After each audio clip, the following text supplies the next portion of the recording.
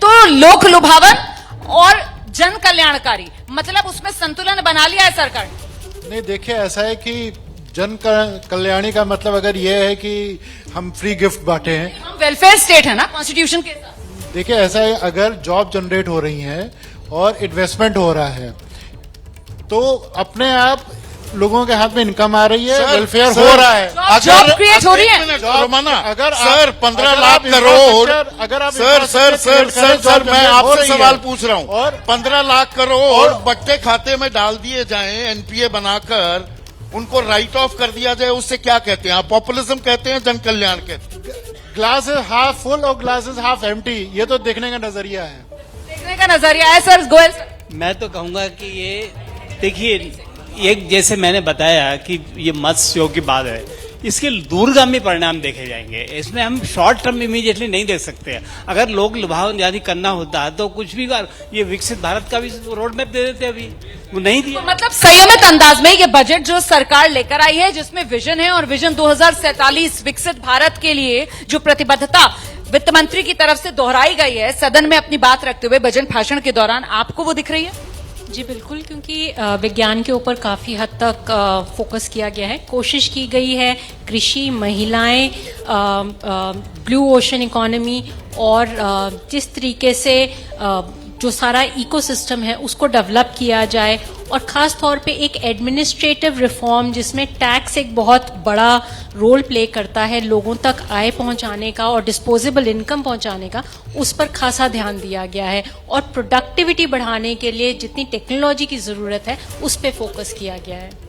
महत्वपूर्ण बात आप कह रही हैं राखी जी, आउट ऑफ द बॉक्स आप कह रही थी, इसमें बहुत से आइडियाज हैं जो लोगों के सामने रखे जाने चाहिए। और मैं कहती हूँ ये क्वालिटेटिव भी है, जो कहा भी जा रहा है कि गुणवत्ता पे आप ध्यान दीजिए और थोड़ा गहन सोच रखिए कि आखिर किस दिशा की ओर ले जा रहा है। तुरंत कुछ फायदा आपको शायद ना दिखे, किसान यहाँ पर बात कर रहे थे कि मिला नहीं, तुरंत के फायदे पर बात मत कीजिए, पर ये देखिए कि ये दिशा जो है आगे के लिए कैसे तय कर रहा है।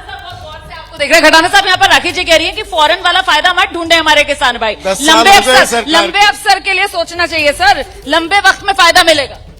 असलियत में दिक्कत ये है कि सचिव, वैद्य, गुरु जब तीनों भय आने पर जब मीठा बोलते हैं ना, तभी तो गड़बड़ होती है। वहां जो बनवाते हैं बैठ करके, वो सब यही तो लोग बैठ करके बनवाते हैं बजटों को। किसान के बारे में बैठ कर, कोई किसान का बेटा थोड़ी बैठ के बनवा रहा है। अभी जो बता रहे थे इंफ्रास्ट्रक्चर पे काम हो रहा है, क्या आप टैक्स कितनी बार देते हो गाड़ी का? रोड टैक्स भी देते हो, फिर टोल टैक्स भी देते हो ना। 60 किलोमीटर पे आप कौन सी गाड़ी को लेकर के जाओगे? आप रोड टैक्स क्यों देते हो, फिर टोल टैक्स क्यों देते हो? एक टैक्स लो ना आप कहते हो देश में एक टैक्स चलेगा, तो एक ही टैक्स ले लो आप, जो भी टैक्स लेना है आपको। अभी संदीप भाई बता रहे थे, उसमें भी जो आपकी जो इंफ्रास्ट्रक्चर आप रोड बना रहे हो उसमें भी पैसे कम कर दिए। कारण क्या है? वो वहां को जो मंत्री जी वो ये कह रहे हैं कि भाई मैं तो पब्लिक प्राइवेट पार्टनरशिप में बनवा रहा हूं, जो भी कुछ बनवा रहा हूं, सरकार तो कुछ दे ही नहीं रही उनको।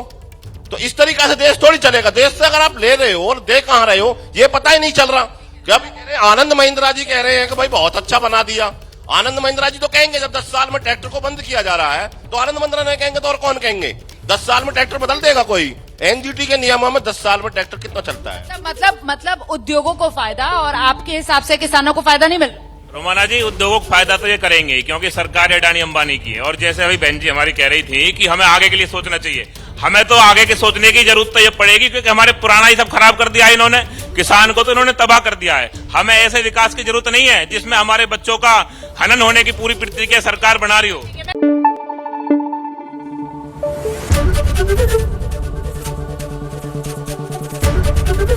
एबीपी न्यूज आपको रखे आगे।